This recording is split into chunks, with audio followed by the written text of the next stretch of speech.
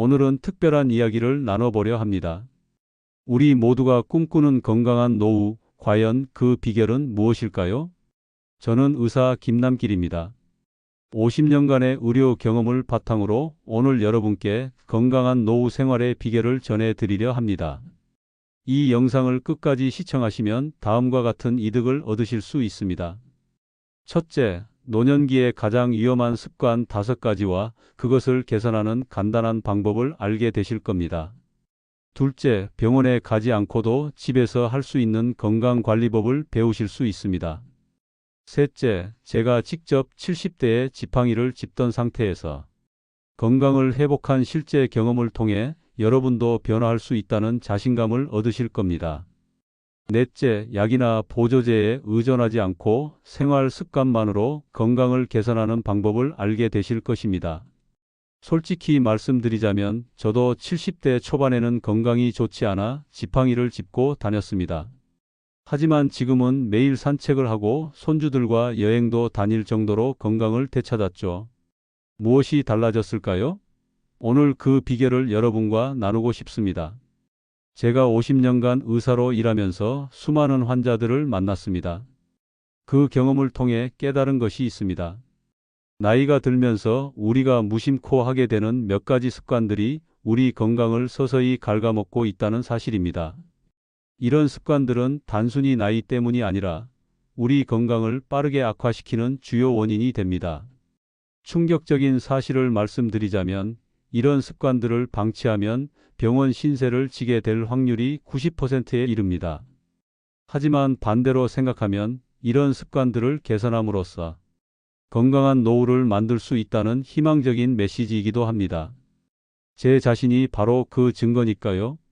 오늘 제가 여러분께 알려드릴 첫 번째 습관은 오래 앉아있는 생활입니다. 은퇴 후에 많은 분들이 TV 시청이나 휴식을 위해 하루 대부분을 앉아서 보내십니다. 저도 그랬습니다. 하지만 이것이 생각보다 심각한 문제를 일으킨다는 사실 알고 계셨나요? 제가 의학저널에서 본 연구에 따르면 하루 대부분을 앉아서 보내는 사람들은 조기 사망 위험이 무려 40%나 높아집니다. 이는 흡연만큼이나 위험한 습관입니다. 저는 의사로서 이 사실을 알면서도 은퇴 후 제 자신도 모르게 이 함정에 빠졌었습니다. 오래 앉아 있으면 어떤 일이 벌어질까요? 첫째, 혈액순환이 느려지고 심장의 부담이 크게 증가합니다. 둘째, 우리 몸의 근육, 특히 다리 근육이 급격히 감소하여 낙상 위험이 높아집니다. 셋째, 식사 후 계속 앉아 있으면 혈당이 높은 상태로 유지되어 당뇨 위험도 증가하죠. 제 당뇨 환자들 중 많은 분들이 바로 이 습관 때문에 고생하셨습니다. 다행히 이 문제는 간단한 실천으로 해결할 수 있습니다. 제가 직접 실천하고 있는 방법들을 공유해 드릴게요. 첫째, 3060분마다 일어나 물 한 잔 마시러 가거나 화장실에 다녀오세요. 저는 타이머를 맞춰놓고 실천하고 있습니다. 둘째, 의자에서 앉았다 일어나는 단순한 운동을 하루 10번만 해도 허벅지 근육을 유지하는 데 큰 도움이 됩니다. 저도 TV 광고 시간마다 이 운동을 합니다. 이렇게 의자에 앉았다가 양팔을 앞으로 뻗으면서 일어납니다. 그리고 다시 천천히 앉습니다. 무릎에 통증이 있으신 분들은 팔을 사용해도 좋습니다. 마지막으로 하루 30분 이상 걷기를 실천하세요. 한 번에 30분이 어렵다면 10분씩 3번으로 나눠도 효과적입니다. 저는 아침, 점심, 저녁으로 나눠서 걷고 있습니다. 여러분, 저희가 병원에서 처방하는 어떤 약보다 효과적인 것이 바로 움직임입니다. 제가 50년 의사 생활을 통해 확신하는 것입니다. 이제 두 번째로 중요한 주제인 근육 감소와 건강 악화에 대해 이야기해 보려 합니다. 제가 직접 겪었던 근육 감소가 어떻게 제 건강을 위협했는지, 그리고 어떻게 간단한 습관으로 이를 극복했는지 솔직하게 말씀드리겠습니다. 그리고 이 모든 내용은 비싼 약이나 운동기구 없이 집에서 무료로 실천할 수 있는 방법들입니다. 여러분, 나이가 들면서 자연스럽게 근육이 줄어드는 것은 사실입니다. 하지만 제가 수년간의 임상 경험을 통해 알게 된 것은 70대가 되면 근육량 감소 속도가 무려 3배 이상 빨라진다는 사실입니다. 저 역시 이것을 직접 경험했습니다. 70대 초반 저는 계단을 오르내리는 것조차 힘들었습니다. 손자들이 놀자고 할 때마다 할아버지는 좀 쉬어야 해라고 말할 수밖에 없었죠. 바로 근육이 급격히 감소했기 때문입니다. 근육 감소가 가져오는 문제들은 생각보다 훨씬 심각합니다. 첫째, 균형 감각이 저하되고 작은 충격에도 뼈가 쉽게 부러질 위험이 증가합니다. 제 환자 중 한 분은 단순히 걷다가 넘어져 고관절이 부러져 수술을 받으셨습니다. 그 후 그분의 삶의 질은 크게 떨어졌죠. 둘째, 기립성 저혈압이 생깁니다. 누워 있다가 갑자기 일어나면 어지러움을 느끼신 적 있으신가요? 이것이 바로 기립성 저혈압의 증상으로 낙상의 주요 원인입니다. 저도 이 증상으로 인해 한 번 넘어져 다친 경험이 있습니다. 셋째, 근육이 감소하면 혈당 조절이 어려워져 당뇨병 위험이 크게 증가합니다. 근육은 우리 몸의 가장 큰 포도당 소비자입니다. 근육이 줄어들면 혈당이 오르기 쉽죠. 제가 당뇨 환자들에게 항상 근력 운동을 권하는 이유가 여기에 있습니다. 넷째, 면역력이 약화되어 감기, 폐렴 같은 질병에 더 취약해집니다. 근육은 우리 몸의 단백질 저장고로 면역 체계 유지에 중요한 역할을 합니다. 저는 70대 초반에 감기만 걸려도 회복하는데 몇 주가 걸렸습니다. 다섯째, 허리와 복부 근육이 약해지면 통증이 증가합니다. 저 역시 5년 전에는 만성 요통으로 고생했습니다. 그런데 근력 운동을 시작한 후로는 통증이 거의 사라졌습니다. 가장 충격적인 사실은 침대에 일주일만 누워 있어도 다리 근육이 10%까지 감소할 수 있다는 것입니다. 저는 의사로서 입원 환자들에게서 이 현상을 수없이 목격했습니다. 한 번 잃은 근육을 다시 회복하는 데는 몇 배의 시간이 필요합니다. 하지만 여러분, 희망적인 소식은 간단한 습관으로 이 문제를 해결할 수 있다는 것입니다. 제가 70대 중반인 지금 지팡이 없이도 산책을 즐기고 손주들과 놀 수 있는 것은 다음과 같은 습관 덕분입니다. 첫째, 30분마다 2-3분씩이라도 가볍게 움직이세요. 방 한 바퀴를 돌거나 간단한 스트레칭을 하는 것만으로도 큰 차이가 있습니다. 저는 TV를 볼 때도 광고 시간마다 일어나 움직입니다. 둘째, 간단한 근력 운동을 매일 하세요. 제가 가장 추천하는 것은 의자에서 앉았다 일어나기 운동입니다. 하루에 10번씩 3세트만 해도 허벅지 근육을 효과적으로 유지할 수 있습니다. 저도 매일 아침, 점심, 저녁으로 나눠서 이 운동을 하고 있습니다. 셋째, 벽을 짚고 하는 발뒤꿈치 운동입니다. 벽에 손을 짚고 발뒤꿈치를 들었다 내리는 동작을 20번씩 하루 3번 하세요. 이것은 종아리 근육을 강화하고 균형 감각을 향상시키는데 매우 효과적입니다. 넷째, 하루 30분 걷기입니다. 한 번에 30분이 어렵다면 10분씩 3번으로 나눠도 좋습니다. 걷기는 전신 근육을 자극하고 심폐 기능을 향상시키는 최고의 운동입니다. 저는 지금 매일 아침 20분, 저녁 20분씩 걷고 있습니다. 다섯째, 아침과 저녁에 간단한 스트레칭을 하세요. 저는 특히 침대에서 일어나자마자 5분간 스트레칭을 하고 자기 전에도 5분간 스트레칭을 합니다. 이것은 근육의 유연성을 유지하고 관절 건강에 큰 도움이 됩니다. 여러분, 이 모든 운동은 특별한 도구나 장비 없이 집에서 할 수 있는 것들입니다. 저는 70대 중반인 지금 이 간단한 습관들 덕분에 손주들과 함께 놀이공원도 가고 여행도 다닐 수 있게 되었습니다. 제가 병원에서 진료할 때 항상 환자들에게 말했던 것처럼 약은 일시적인 도움을 줄 수 있지만 건강한 습관은 평생 동안 여러분을 지켜줄 것입니다. 근육은 우리 몸의 보물입니다. 이 보물을 지키는 데는 결코 늦은 나이가 없습니다. 다음으로는 많은 분들이 간과하기 쉬운 수분 부족과 건강 문제에 대해 계속해서 알아보겠습니다. 나이가 들수록 목마름 신호를 덜 느끼게 되어 자연스럽게 물 섭취가 감소한다는 사실 알고 계셨나요? 이것이 얼마나 심각한 건강 문제를 일으킬 수 있는지 그리고 어떻게 하면 좋은 습관을 들일 수 있는지 제 경험을 바탕으로 말씀드리겠습니다. 여러분, 수분은 우리 몸의 60-70%를 차지하는 필수 요소입니다. 그런데 나이가 들면서 우리 몸의 수분 함량은 점점 줄어듭니다. 더 큰 문제는 노년기에는 갈증을 느끼는 능력도 함께 감소한다는 것입니다. 저도 70대 초반에는 하루 종일 물을 거의 마시지 않고도 목마름을 느끼지 못했습니다. 제가 의사로서 가장 안타까웠던 경험 중 하나는 탈수로 인해 응급실에 실려온 노인 환자들을 많이 봤다는 것입니다. 그들 대부분은 자신이 탈수 상태인지도 모른 채 심각한 건강 문제를 겪고 있었습니다. 수분 부족이 일으키는 첫 번째 문제는 피부 건조와 주름 증가입니다. 많은 분들이 고가의 화장품에 돈을 쓰지만 내부 수분이 부족하면 외부 관리만으로는 한계가 있습니다. 제 아내도 비싼 화장품을 사용했지만 물을 충분히 마시기 시작한 후에야 진정한 변화를 경험했습니다.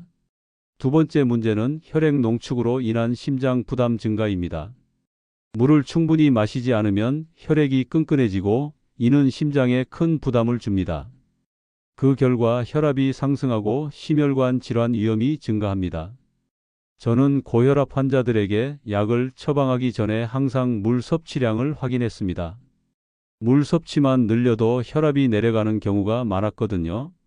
셋째, 노폐물 배출이 저하되고 신장 기능이 저하됩니다.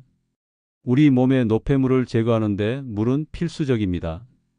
수분이 부족하면 신장에 부담이 가고 신장 결석이 생길 위험도 증가합니다. 제 친구 한 분은 평생 물을 거의 마시지 않고 주로 커피와 차만 마셨는데 결국 70대에 신장 결석으로 큰 고통을 겪었습니다. 넷째, 장내 수분 부족으로 인한 변비가 악화됩니다. 나이가 들면서 장 운동이 느려지는데 여기에 수분까지 부족하면 심각한 변비로 이어질 수 있습니다. 저는 변비로 고생하는 많은 환자들에게 약물 치료보다 물 섭취 증가와 식이섬유 섭취를 우선적으로 권했습니다. 제 자신의 경험을 나누자면 71세 때 건강검진에서 신장 기능이 저하되고 있다는 이야기를 들었습니다. 의사로서 충격적이었죠. 그때 제가 하루에 마시는 물의 양을 체크해 보니 겨우 3-4컵에 불과했습니다. 그래서 저는 물 섭취량을 늘리기로 결심했고 1년 후 검사에서 신장 기능이 상당히 개선되는 결과를 경험했습니다. 그렇다면 어떻게 하면 충분한 수분을 섭취할 수 있을까요? 제가 직접 실천하고 있는 방법들을 소개해 드리겠습니다. 첫째, 하루 6-8컵의 물 섭취를 목표로 하되 한 번에 많이 마시기보다 조금씩 자주 마시는 것이 중요합니다. 저는 작은 물병을 항상 가지고 다니며 30분마다 한두 모금씩 마십니다. 둘째, 규칙적인 습관을 만드세요. 저는 아침에 일어나자마자 각 식사 전 그리고 자기 전에 한 컵씩 물을 마시는 습관을 들였습니다. 이렇게 하면 자연스럽게 하루 4컵은 마실 수 있게 됩니다. 셋째, 미지근한 물이 가장 좋습니다. 너무 차가운 물은 위장에 부담을 주고 몸이 흡수하는데 더 많은 에너지를 사용합니다. 저는 항상 실온이나 약간 따뜻한 물을 마십니다. 넷째, 카페인 음료를 줄이세요.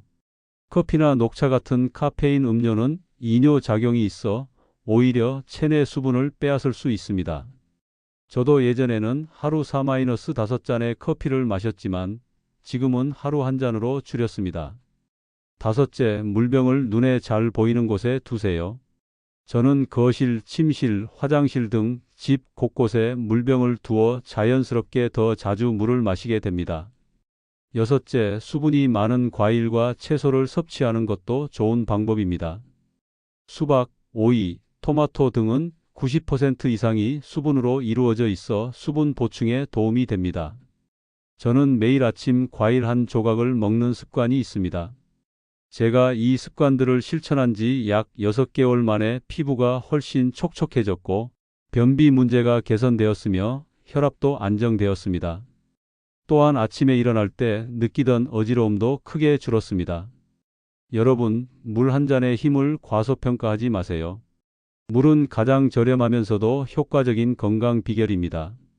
오늘부터 조금씩이라도 물 마시는 습관을 늘려보세요. 그 작은 변화가 여러분의 건강에 큰 차이를 가져올 것입니다. 이제 네 번째로 중요한 주제인 사회적 고립의 영향에 대해 이야기해 보겠습니다. 많은 분들이 은퇴 후 사회적 관계가 줄어들면서 건강이 급격히 나빠지는 경우를 봤습니다. 사회적 고립이 왜 그렇게 위험한지, 그리고 어떻게 하면 좋은 인간관계를 유지할 수 있는지 알아보겠습니다. 제 의사 생활 50년 동안 가장 건강하게 오래 사는 환자들의 공통점이 있었습니다. 바로 활발한 사회적 관계를 유지하는 것이었죠. 반면 배우자를 잃거나 은퇴 후 사회적으로 고립된 환자들은 빠르게 건강이 악화되는 경우가 많았습니다. 사회적 고립의 첫 번째 문제는 우울증과 무기력증 증가입니다.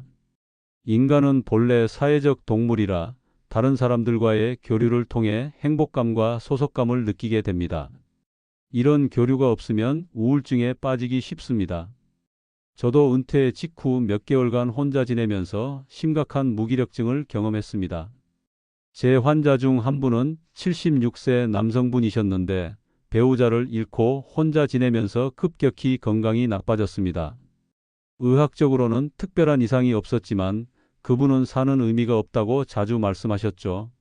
그러다 자녀분이 근처로 이사와 매일 찾아뵙기 시작하면서 그분의 건강이 놀랍게 회복되는 것을 보았습니다. 두 번째 문제는 식습관 악화입니다. 혼자 식사하면 식욕이 감소하고 식사량이 줄어들어 영양 불균형이 생기기 쉽습니다. 실제로 연구에 따르면 혼자 식사하는 노인들은 단백질과 다양한 영양소 섭취가 부족한 경우가 많습니다. 저도 혼자 있을 때는 대충 끼니를 때우는 경향이 있었습니다. 셋째, 면역력이 약화됩니다. 놀랍게도 사회적 관계는 우리 몸의 면역 체계에 직접적인 영향을 미칩니다. 고립된 생활을 하면 스트레스 호르몬인 코르티솔 수치가 높아지고 이는 면역 체계를 약화시킵니다. 제가 담당했던 환자들 중에서도 사회적 활동이 많은 분들이 감기나 폐렴에 걸릴 확률이 낮았습니다. 가장 충격적인 사실은 사회적으로 고립된 생활이 흡연이나 비만보다 수명에 더 안 좋은 영향을 미친다는 연구 결과입니다. 미국에서 진행된 한 연구에 따르면 사회적 고립은 사망 위험을 약 30% 증가시키는 것으로 나타났습니다. 이는 담배를 피우는 것과 비슷한 수준입니다. 또한 대화 부족으로 인한 뇌 자극 감소는 치매 발병률 증가와도 관련이 있습니다. 다른 사람과의 대화는 뇌를 자극하고 인지 기능을 유지하는 데 매우 중요합니다. 제가 만난 90대 어르신들 중 인지 기능이 뛰어난 분들은 거의 예외 없이 활발한 사회생활을 유지하고 계셨습니다. 이제 제가 직접 실천하고 있고 환자들에게도 권하는 방법들을 소개해 드리겠습니다. 첫째, 하루에 한 번 이상은 반드시 누군가와 대화하세요. 직접 만남이 어렵다면 전화 통화도 좋습니다. 저는 매일 아침 30분씩 오랜 친구와 통화하는 습관이 있습니다. 이 습관이 제 하루를 활기차게 시작하는 데 큰 도움이 됩니다. 둘째, 문화센터나 복지관의 프로그램에 참여해 보세요. 새로운 취미나 배움을 통해 같은 관심사를 가진 사람들을 만날 수 있습니다. 저는 은퇴 후 지역 문화센터에서 서예를 배우기 시작했는데 그곳에서 만난 친구들과 지금까지 좋은 관계를 유지하고 있습니다. 셋째, 정기적인 만남 습관을 만드세요. 매주 수요일 친구와 차 마시기, 매월 첫째, 주 토요일 가족 식사 같은 정기적인 일정을 만들면 사회적 관계를 유지하기 쉽습니다. 저는 매주 목요일 저녁에 의대 동기들과 만나 식사를 함께 하는 습관이 있습니다. 넷째, 자원봉사나 지역사회 활동에 참여하세요. 이는 새로운 관계를 맺을 뿐 아니라 자신의 가치를 느끼고 삶의 보람을 찾는 데도 큰 도움이 됩니다. 저는 은퇴 후 지역 의료봉사에 참여하고 있는데 이 활동이 제 삶에 큰 의미를 더해주고 있습니다. 다섯째, 디지털 기술을 활용하세요. 스마트폰이나 컴퓨터를 통해 멀리 있는 가족, 친구들과 연락을 유지할 수 있습니다. 저도 처음에는 어려웠지만 화상통화를 배워 해외에 있는 자녀, 손주들과 정기적으로 대화하고 있습니다. 제 경험을 한 가지 더 나누자면 72세의 아내가 먼저 세상을 떠났을 때 저는 큰 슬픔에 빠졌습니다. 몇 개월간 집에만 틀어박혀 지내면서 건강이 급격히 나빠졌죠. 그때 오랜 친구가 저를 찾아와 함께 산책하자고 제안했습니다. 처음에는 내키지 않았지만 매일 아침 그 친구와 함께 걷기 시작했고 점차 다른 활동들도 늘려갔습니다. 그 결과 6개월 만에 제 건강과 정신 상태가 크게 개선되었습니다. 여러분, 혼자 있는 것이 편하다고 느낄 수도, 새로운 사람들을 만나는 것이 부담스러울 수도 있습니다. 하지만 작은 첫 걸음을 내딛는 용기가 필요합니다. 그 작은 시도가 여러분의 건강과 삶의 질을 크게 향상시킬 것입니다. 이제 5번째이자 마지막 주제인 배움을 멈출 때 나타나는 뇌 건강 문제에 대해 이야기해 보겠습니다. 뇌 역시 근육과 같아서 사용하지 않으면 약해집니다. 어떻게 하면 나이가 들어서도 뇌를 활발하게 사용하고 건강을 유지할 수 있는지 알아보겠습니다. 여러분, 뇌에 대해 가장 중요한 원칙이 있습니다. 바로 쓰지 않으면 잃는다 유스 잇, 오 루즈 있는 것입니다. 제가 신경과 전문의 동료들로부터 자주 들었던 말이죠. 뇌도 근육처럼 지속적으로 자극하고 도전해야 건강을 유지할 수 있습니다. 은퇴 후 많은 분들이 새로운 도전을 멈추고 익숙한 일상에만 안주하는 경향이 있습니다. 저도 처음 은퇴했을 때 그랬습니다. TV 보기, 신문 읽기, 가끔 산책하기 등 편안한 루틴에 안주했죠. 그러나 약 6개월 후 저는 이상한 변화를 느끼기 시작했습니다. 첫째, 기억력이 눈에 띄게 감소했습니다. 약을 먹었는지 못 먹었는지 자주 헷갈렸고 물건을 어디에 두었는지 기억하지 못하는 일이 잦아졌습니다. 한 번은 안경을 찾느라 집안을 1시간 넘게 뒤진 적도 있는데 결국 제 머리 위에 있었습니다. 둘째, 집중력이 크게 저하되었습니다. 책을 읽어도 한 페이지를 여러 번 읽어야 내용이 들어왔고 영화를 보면서도 자주 줄거리를 놓쳤습니다. 이전에는 의학 논문도 쉽게 이해했던 제가 일상적인 내용조차 이해하기 어려워진 것이죠. 셋째, 말이 자주 끊기고 단어가 생각나지 않는 현상이 생겼습니다. 대화 중에 갑자기 단어가 떠오르지 않아 당황하는 일이 많아졌죠. 50년간 의사로 일하며 수만 명의 환자를 진료했던 제가 일상적인 대화도 어려워지기 시작한 것입니다. 이런 변화에 불안을 느낀 저는 신경과 전문의였던 옛 동료를 찾아갔습니다. 검사 결과 다행히 치매는 아니었지만 뇌 사용 부족으로 인한 인지 기능 저하라는 진단을 받았습니다. 그리고 그는 저에게 새로운 도전을 시작하라고 조언했습니다. 뇌 건강의 핵심은 뉴런 간 새로운 연결을 지속적으로 만드는 것입니다. 새로운 것을 배우거나 익숙하지 않은 활동을 할 때 우리 뇌는 새로운 신경 연결을 형성합니다. 이것이 인지 기능을 유지하고 치매를 예방하는 데 큰 도움이 됩니다. 실제로 연구에 따르면 평생 새로운 것을 배우는 사람들은 치매 발병 확률이 크게 감소한다고 합니다. 또한 치매가 이미 시작된 경우에도 적극적인 뇌 활동을 통해 진행 속도를 늦출 수 있다는 연구 결과도 있습니다. 제 경험을 나누자면 저는 동료의 조언을 듣고 75세에 피아노를 배우기 시작했습니다. 처음에는 내가 이 나이에 무슨 피아노냐며 망설였지만 한 달에 한 곡씩 연습하는 목표를 세우고 도전했습니다. 처음 2달은 정말 힘들었습니다. 손가락이 생각대로 움직이지 않아 좌절감도 컸습니다.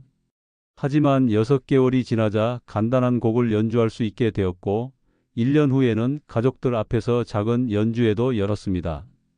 놀라운 점은 피아노를 배우기 시작한 지 약 3개월 후부터 제 기억력과 집중력이 눈에 띄게 향상되기 시작했다는 것입니다. 물건을 둔 곳을 잘 기억하게 되었고 책을 읽을 때 집중력도 좋아졌습니다. 1년 후에는 다시 의학 논문을 읽고 이해할 수 있을 정도로 회복되었습니다. 그렇다면 여러분은 어떻게 뇌를 활발하게 사용할 수 있을까요? 제가 실천하고 환자들에게도 추천하는 방법들을 소개해 드리겠습니다. 첫째, 매일 작은 도전을 하세요. 평소 가던 길이 아닌 새로운 길로 산책해 보거나 평소 안 읽던 종류의 책을 읽어보세요. 저는 매일 아침 신문에 낱말 퍼즐과 수도쿠를 풀고 주말에는 새로운 요리를 시도합니다. 이런 작은 변화들이 뇌에 새로운 자극을 줍니다. 둘째, 새로운 취미를 시작하세요. 그림 그리기, 악기 연주, 정원 가꾸기, 요리 등 어떤 취미라도 좋습니다. 중요한 것은 완벽하게 잘하는 것이 아니라 새로운 것을 배우는 과정 자체입니다. 저는 피아노 외에도 76세에 수채화를 시작했고 78세에는 도자기 수업도 들었습니다. 셋째, 디지털 기기 사용법을 배워보세요. 스마트폰, 태블릿, 컴퓨터 등의 사용법을 익히는 것은 뇌에 큰 자극이 됩니다. 저도 처음에는 스마트폰 사용이 어려웠지만 꾸준히 배워 지금은 유튜브, 카카오톡, 네이버 지도 등을 능숙하게 사용합니다. 이는 제 일상에 큰 편리함을 더해 주었을 뿐 아니라 뇌 건강에도 도움이 되었습니다. 넷째, 외국어 공부에 도전해 보세요. 언어 학습은 뇌의 가장 강력한 자극 중 하나입니다. 저는 77세에 일본어 공부를 시작했습니다.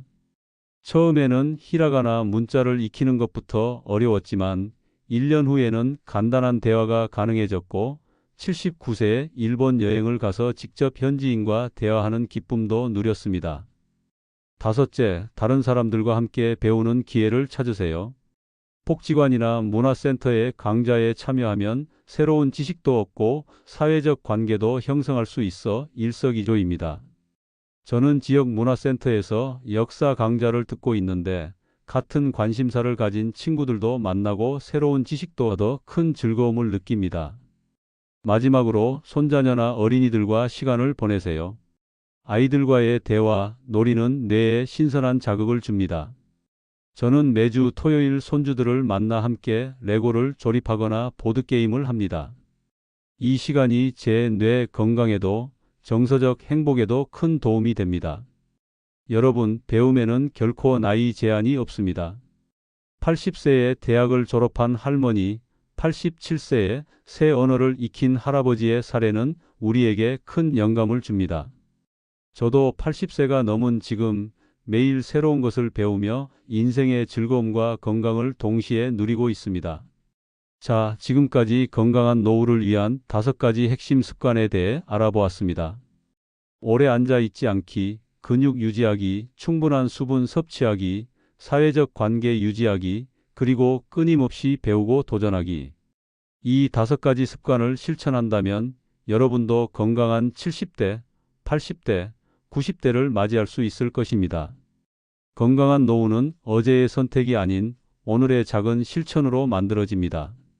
지금 이 순간부터 한 가지라도 실천해 보세요. 여러분의 건강한 미래를 위한 첫걸음을 내딛는데 결코 늦은 때는 없습니다. 긴 이야기를 들어주셔서 감사합니다. 여러분 모두 건강하고 행복한 노후를 보내시길 진심으로 기원합니다.